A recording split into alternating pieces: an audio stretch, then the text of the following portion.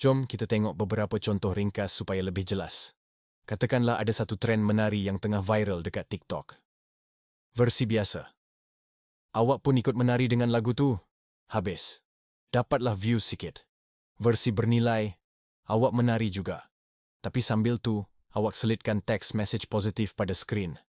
Atau awak guna lagu tu untuk buat tutorial ringkas. Contohnya, 3 cara jimat duit sambil layan lagu ni. Nampak tak beza dia?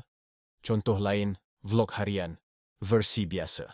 Hai guys, hari ni saya pergi beli kopi dekat kedai hipster ni. Kopi dia sedap. Versi bernilai. Hai guys, jom saya kongsikan rutin pagi yang selalu bantu saya untuk jadi lebih fokus dan tenang sebelum mula kerja. Salah satunya dengan nikmati secawan kopi tanpa gangguan telefon. Rasa dia lain kan? Yang satu tu tentang saya. Yang satu lagi tentang anda.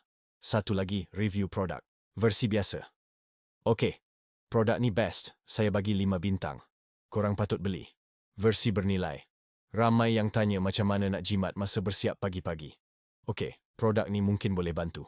Ini cara dia berfungsi, ini kelebihan dia untuk orang yang sibuk, dan ini cara dia boleh jimatkan 5 minit masa anda setiap pagi. Nampak? Fokusnya pada penyelesaian masalah audiens, bukan pada produk semata-mata. Sebagai penutup, saya nak awak ingat satu perkara. Membina konten yang bernilai ni bukan larian pecut, ia adalah larian maraton.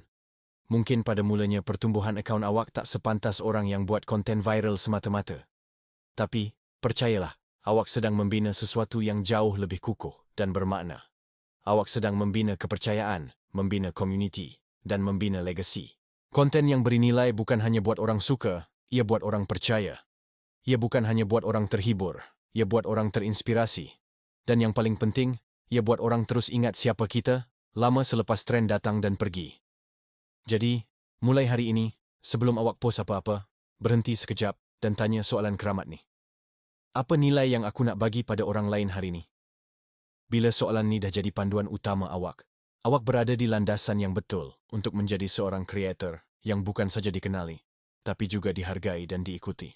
Terima kasih kerana luangkan masa bersama saya.